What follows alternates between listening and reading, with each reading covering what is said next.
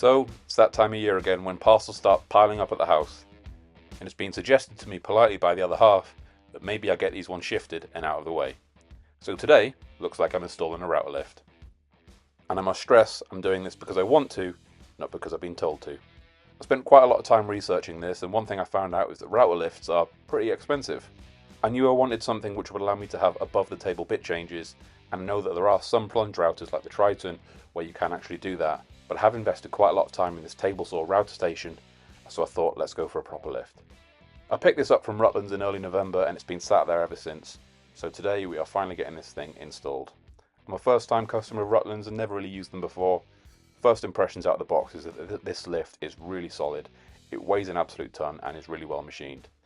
It does look very suspiciously similar to one that you can get on Temu, so there's obviously some manufacturing going on there centrally, but I am actually really happy with the quality of the lift itself. And straight away when I took the R15 motor out that I got with it, it was a lot bigger and more sturdy than I thought, so once again, really good first impressions, and I'm thinking that this is a quality piece of equipment that should hopefully last, which is exactly what I'm going for in my shop at the minute. Here's a quick close-up of the router insert itself. And as you can see, it's got that 10mm socket at the bottom there, which you can have a little crank. Will actually allow you to adjust the height of the bit over the top of the table and really quickly. So that is something that I really like the look of, and I thought was definitely something I wanted in a new tool. But as you can see, everything underneath is really solid, really well machined, so it feels like it's going to be able to support you with accurate results. It's worth mentioning, this content isn't sponsored in any way by Rutland's. I paid my own money for this, so these are my own opinions. Alongside it, you do get some offset spanners, which you can use for changing bits, obviously. You also get all the hardware for mounting into the tabletop, some inserts here for the different sizes of bits that you're going to be using, and a routing template to actually cut into the top and make sure you get a really nice snug fit. And this template comes with some adhesive strips on the back just to hold everything in place while you're routing it out. And for a quick look on the R15 motor, not a huge amount to see really, but it does feel really solid, heavy, and bigger than I thought actually. It's got two controls on it, an on-off switch and then a speed setting, which you can see by this little thumb wheel here. So not a huge amount to look at, but that's all we wanted. Right then, time to get this in place. So when I made this cabinet, I deliberately didn't install the top or fix it down because I knew I was going to have to install this. This is going to make things much easier for me down the line. Now, as you can see, I've cut a recess into the top of the cabinet, so I'm just going to translate this onto the MDF top, just so I know exactly where to stick down and cut out the holes for the router station. So really, cutting this out is a tool for a jigsaw. And I do have a jigsaw, but I cannot find a jigsaw blade for the life of me. I desperately need to tidy up in my shop. It's an absolute mess. So that is on the to-do list over the Christmas break, but right now I've not got the time. So we're just going to do some plunge cuts with the Festool, and we will get there in the end. I've spent a lot of money on this, I may as well use it, even if it's not exactly really what it should be used for.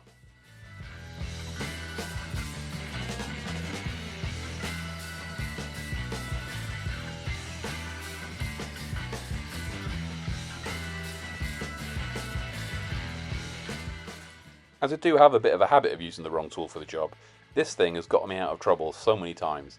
It's just a cheap Japanese saw which I bought off Amazon, and I've used it so many times to get me out of sticky situations, so I really would recommend them. I'll put a link down in the description below if you haven't got one. They are more handy than you think.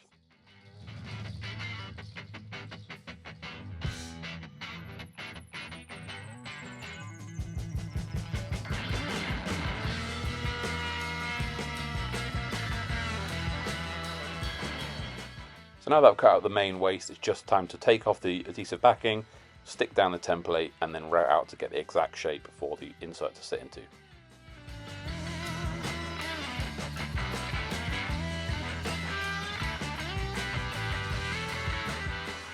The lift actually comes with this straight router blade which has bearing at both ends, which you can then use to cut things out. So they have thought of everything, which makes things much easier, so you haven't got to make sure you've got the right router bit yourself.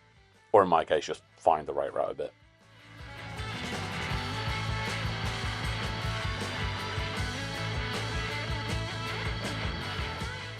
Okay, I'm glad I had my respirator on for this because this kicked dust everywhere. It was absolutely flying. One thing I did notice is that this template is quite thin, so if I was to do this again, I'd probably just have some small little offcuts just around it so I could rest the router on, because there's not a huge amount to actually support yourself, and you can see there are a couple of little areas where I have had a bit of a wobble because I am just kind of trying to balance it as best I can. So that's definitely something to think about in the future.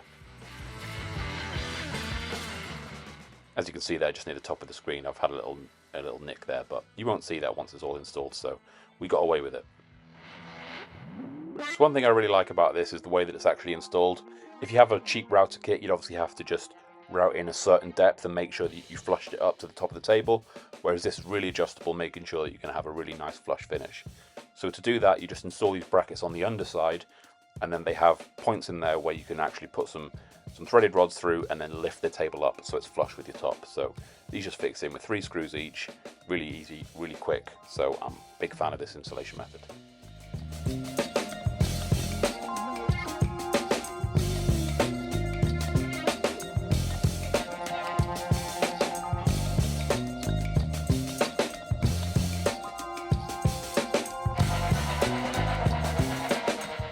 So as you can see, this is a 1-inch top that I'm putting it in, and when I drop it in, it is absolutely miles off. But we're going to put these threaded rods through.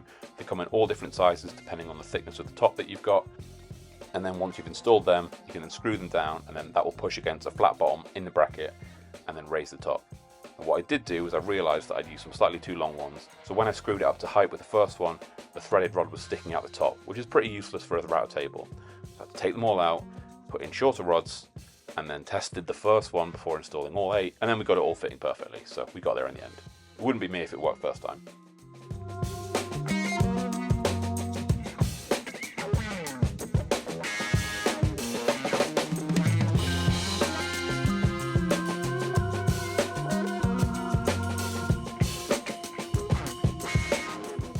Now that the top is all leveled, we now need to secure it into the actual top. So what we've got is these 4 bolts which then screw down into a threaded section of the bracket, which is then going to hold it in place and snug into the top. And as I was going through all the hardware, I also found this threaded post which you can use if you are using things without a fence, just to give you a little bit of extra support if you're freehand routing everything. To be honest, I'm probably going to be freehand routing a lot of stuff for like guitar builds, so this is something that's going to be handy for me, so I'm just going to screw it in so I don't lose it.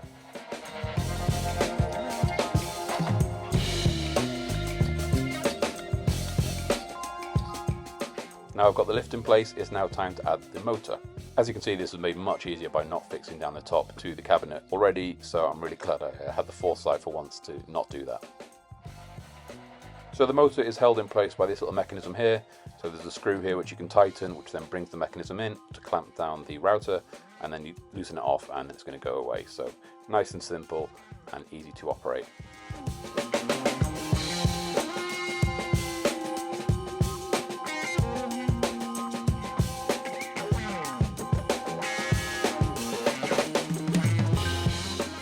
One thing that I also like is the crank that you use to raise and lower the router lift also fits with the 10mm socket, which then you can use to secure the router motor in place. So all the tools that you need are in the box. If only it came with a jigsaw and jigsaw blade, I'd be laughing. As you can see here, I'm just going to put the provided 10mm socket into the crank and then use it to tighten up the motor into the lift.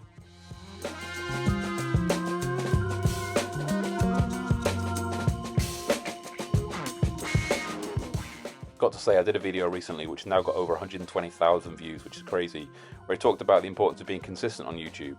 So I am really struggling to get this video out today, filming it on the day that I was going to release.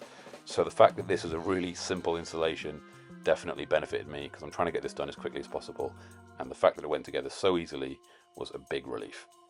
So to test the lift mechanism, I just need to swap out the 10mm socket for a 13mm which they provided, and then we can use that to then lift the motor and drop it, and everything looks to work really smoothly. It's nice and slow, which means you're going to be able to creep up on different measurements really nicely and accurately. I suppose the one drawback is that it doesn't have a locking mechanism, so time will tell if this is going to hold in place or we're going to get any drift in the future, but I'll keep an eye on that and I'll update you in a future video. But for now, this router is installed, this table is coming together, got a few little bits of edge banding and things that I need to finish off, so that will come into you shortly. But thanks for watching. If you haven't subscribed, please do, and I'll see you in the next one. Cheers.